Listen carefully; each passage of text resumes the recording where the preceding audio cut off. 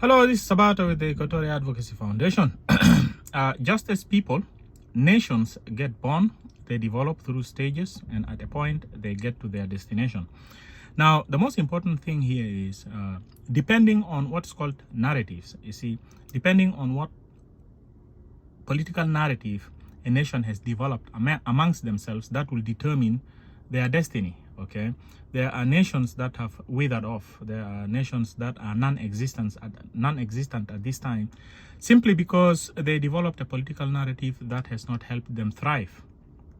There are nations that have thrived very well, and amongst them are the current nations like the United States of America, France, and all these European countries, what's called the first world, the second world, and maybe some of the third world, thriving well because of some political narratives that they have formed in the past that has really helped them thrive.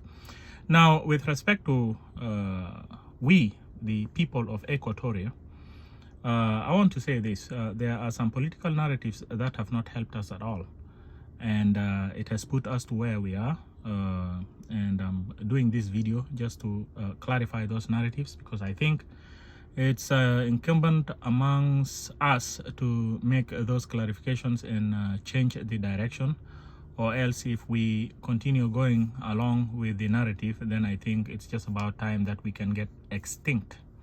And I'll also explain these, even though I've explained most of them in some of my videos that I've done in the past, but I will also try to explain them sometimes from time to time, just to make sure that this gets properly understood.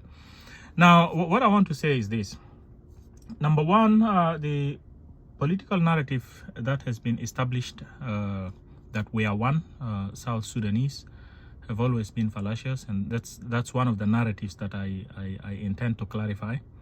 And I've always said that we the Equatorians, we hold ourselves as people of one identity, simply because there are certain attributes here and there. For example, we have Arabi Juba kind of unite us, and not only that, we have what is called a form of behavior that you can consider to be norm, you see, within us, amongst us, that makes us kind of hold ourselves as people of one identity. And that's why we hold conferences like the Equatorial Conference in America, in Canada, in Australia. So wherever Equatorians are, Equatorians have always perceived themselves people of one identity. See, and that's why we have this forum. By the way, we have this forum over here because we look at ourselves as Equatorians. Everywhere where Equatorians are settled, they'll always create this community of Equatoria, because we have always perceived ourselves as such. The things that are binding us are, of course, cultural values. That's something that is clear. Now, with that being said, there are also clear evidences that justifies that the identity of South Sudan has always not held, and it is something that I think some few Equatorians tend to get confused and still hold into that identity, especially when people are discussing political issues here and there. They can't separate interests of Equatoria from what's called national interest, because they've always seen themselves as South Sudanese, and they can't see themselves as Equatorians in order to identify the interests of Equatorians. But then I want to clarify that that did not hold. Now, let me give one of the justifications to the fact that South Sudan did not hold, and I want to give it from a political standpoint. You see, the first test as to whether the identity of South Sudan holds or not was actually given unto us when the Addis Ababa Agreement was signed in 1972, when we were given the autonomy, and we were given what is called our parliament, and we were given also the executive branch, which was called the High Executive Council. So basically, we deliberated on our political matters at the time. Very quickly, at the time when the Addis Ababa Agreement was formed, at that time, the South Sudan, hopefully this is just going to be for educational purpose. South Sudan had what is called three provinces. There was what is called the Equatoria province, the Upper Nile province, and the Bahr al Ghazal province.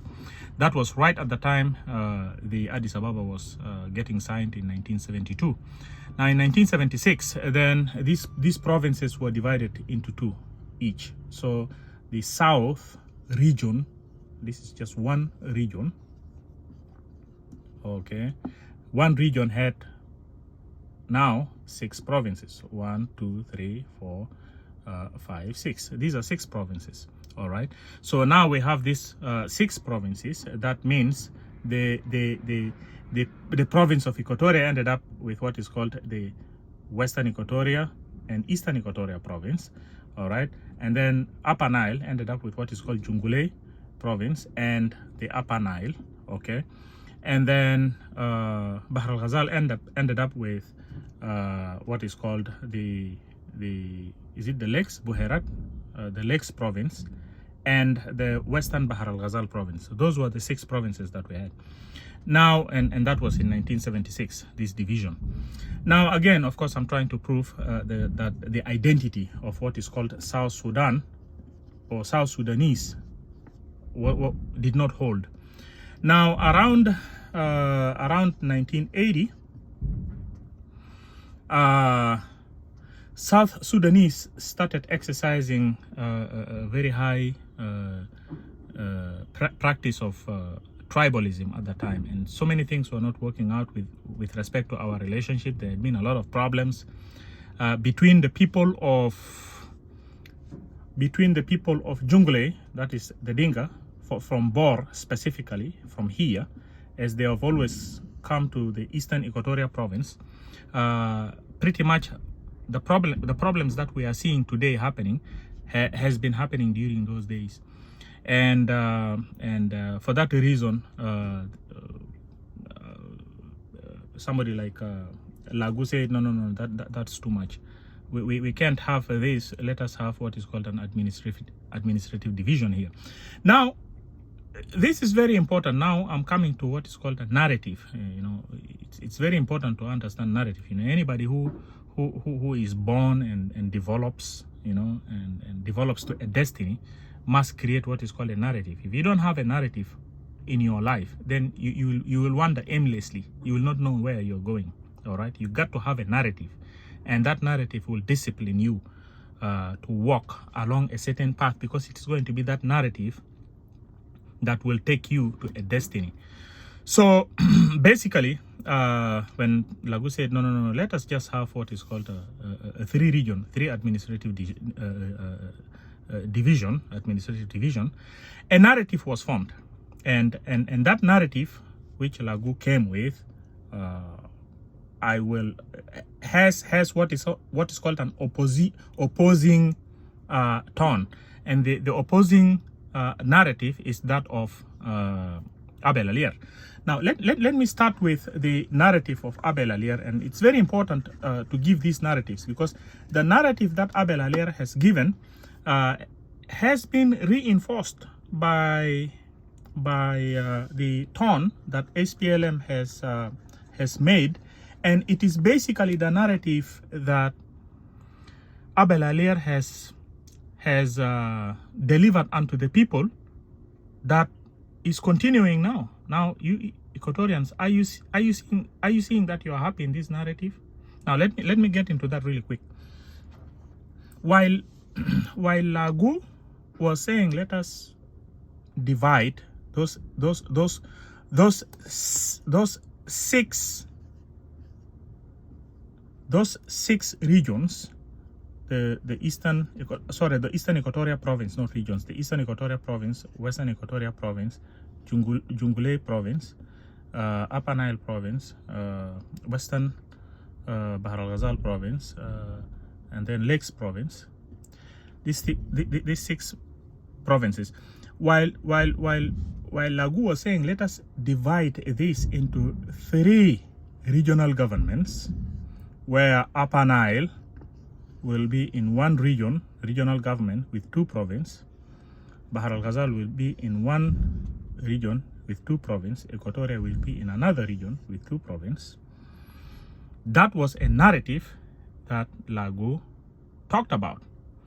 And in that narrative, what we could have seen if SPLM inception didn't come and so many things changed, what we could have seen is these three administrative regions will operate. Of course, they operated in the context of Sudan, even though there were three administrative divisions, but they were still under, of course, the North, which is the government of Khartoum at the time.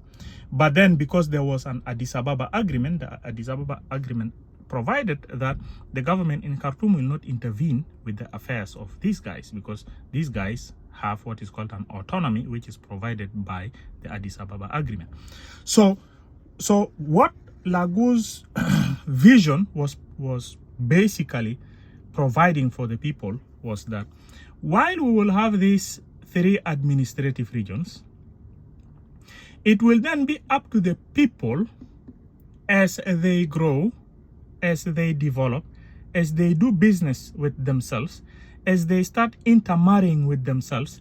Then in the far future, once these people become too into each other, they will basically federate these three regions.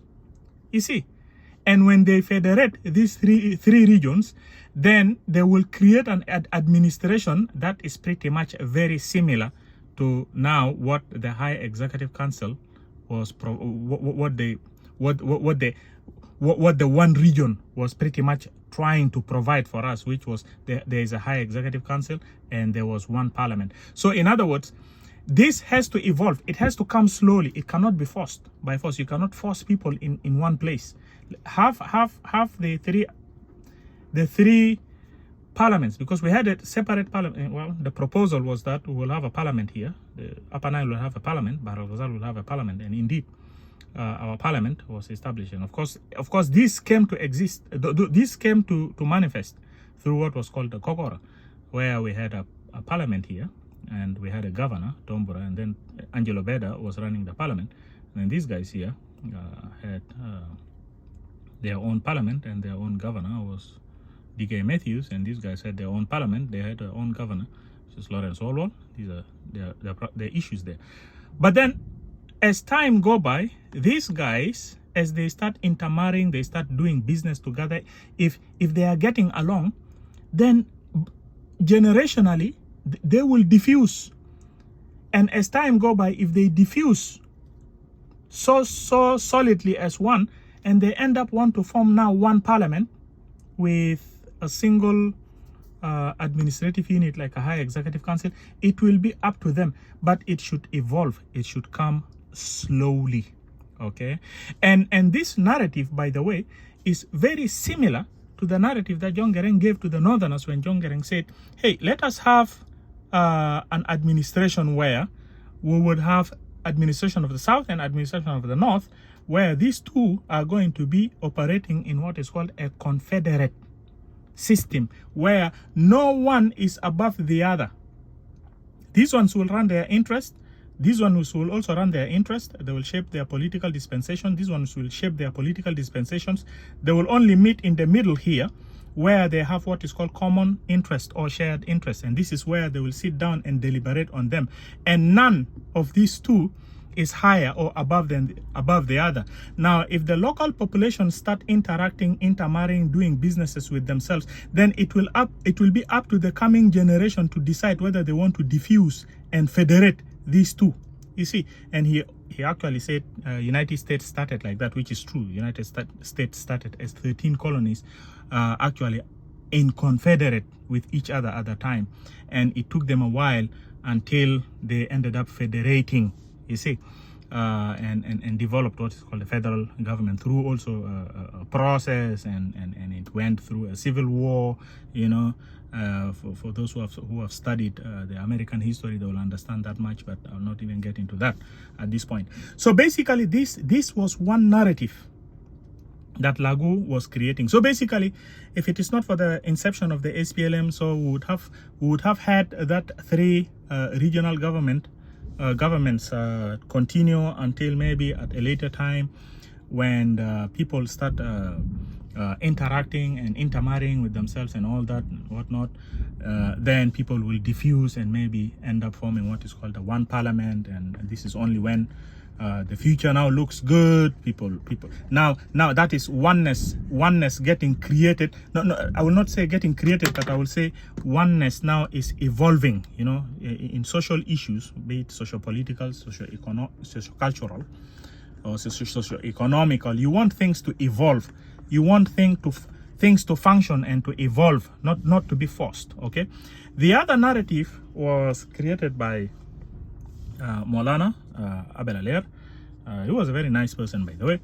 But he created a political narrative where he said, no.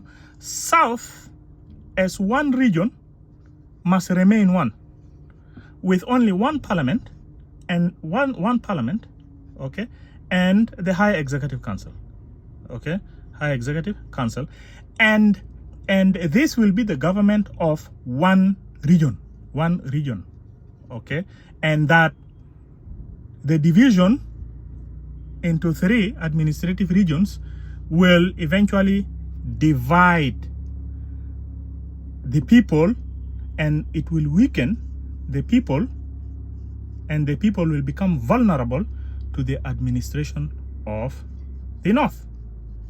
That was a narrative that Lago, or rather Abel Alier, had created. Of course, I'm sure he created it in good faith. He wasn't. I don't know whether he created, I don't know. Anyways, this is the narrative that he created. But then when you look at this narrative that Abel created, where we should only have one administration, okay, and everybody should be confined under that administration, is where we are right now. This is where we are right now in what is called the Republic of South Sudan. Right? We are right now confined in one solid administration under Salva Kiir. And I will say this is somebody else would. Well, it is under SPLM, even though SPLM has split into pieces. But of course, we are under one administrative power, authority. Okay. Even if somebody comes around and starts saying, hey, but there are 10 states inside there and each state has their own local government. Yeah, but how does the power functions? When you look at how the power functions, it is Kiir who appointed all the governors, okay? And Kiir basically appointed all the governors, appointed even the legislative bodies within the states, and he can fire them whenever he wants, you see. So and that gives him what is called absolutism. So he has all the absolute power, all right, and all the military pretty much are loyal to him on the top, with the generals that are surrounding him. So even if you're a governor or a mayor or a commissioner within these administrative units on the ground here, you will not even be able to dispatch a police to execute a particular order because Kiir has what is called absolute power right now. So this is actually absolutism, you see. It is actually absolutism. So basically, what Abel Alier has prescribed is what we are seeing right now. All right, we are seeing it today. This is what the vision, the narrative that Abel Alier wanted us to get, and we are seeing it right now. I don't know if you guys think this is good or not, because it is not good for the Equatorians in that now when you're looking at the fate of the Equatorians basically are now fleeing. They are now fleeing their territories, right? Equatorians are now fleeing their territories and are going to the Eastern African countries. And if this narrative continues, if this continues for quite a long time, the bottom line is Equatorians will end up deserting their territories and will go and settle in the East African countries, as though the Eastern African countries are a safe haven where political crises don't happen. But in reality, political crisis can also break down in the East African countries.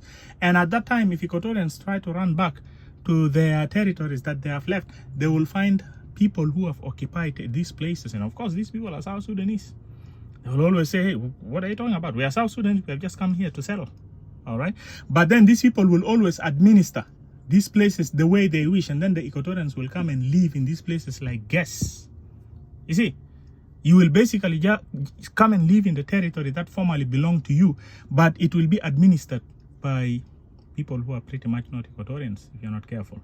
You see, and that will complete the process of extinction, because you will basically be in a territory that would be referred to as formerly yours, but not much of your way of life in it. So for that reason, it is very important that our youth, all right,